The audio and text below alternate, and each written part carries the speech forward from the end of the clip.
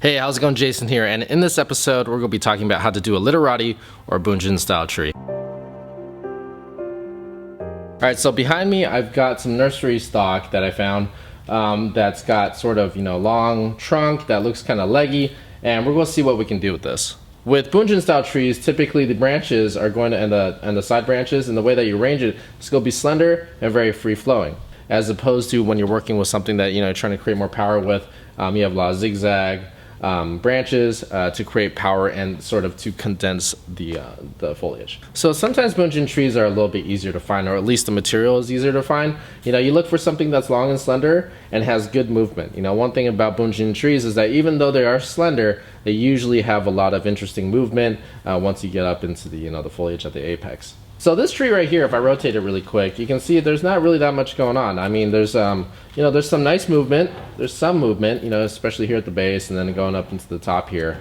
But for this tree, right along here, we're going to have to create a lot to give this tree some style. So since Bunjin trees, want to accentuate the movement in the trunk, if I position it this way, something like this right here, this jin right here, or this actually is not even a jin, it's a broken branch, is something that we're going to eliminate so that we maintain this sort of movement right here. So yeah, when you're looking at the tree, your eye will continue on flowing with the movement of the trunk. And another characteristic of Bunjin or Literati trees is that you won't actually have that many low branches.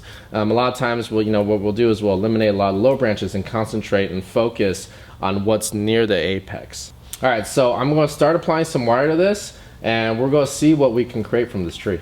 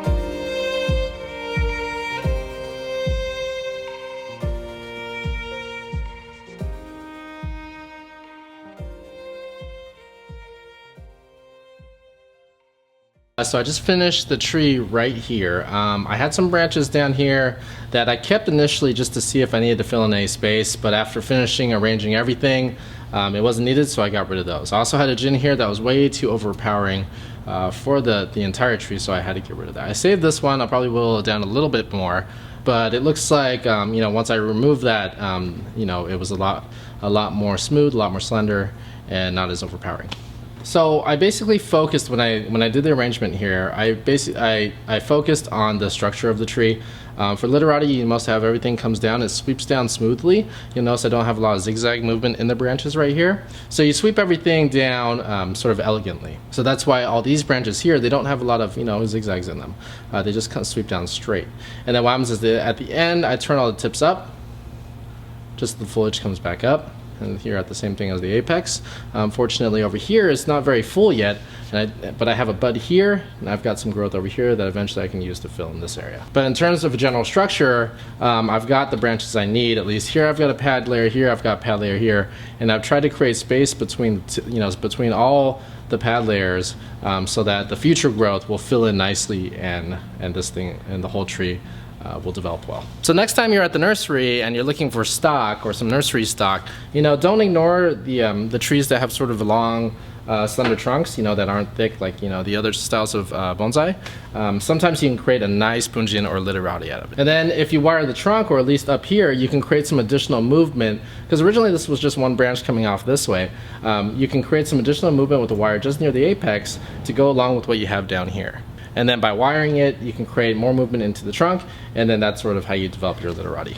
So later on in the year, I'm probably going to put this into a pot, and it's going to be a nice little shallow round pot. Literatis are typically in softer pots, probably be about that big. So I'll try to do a follow-up video when that happens.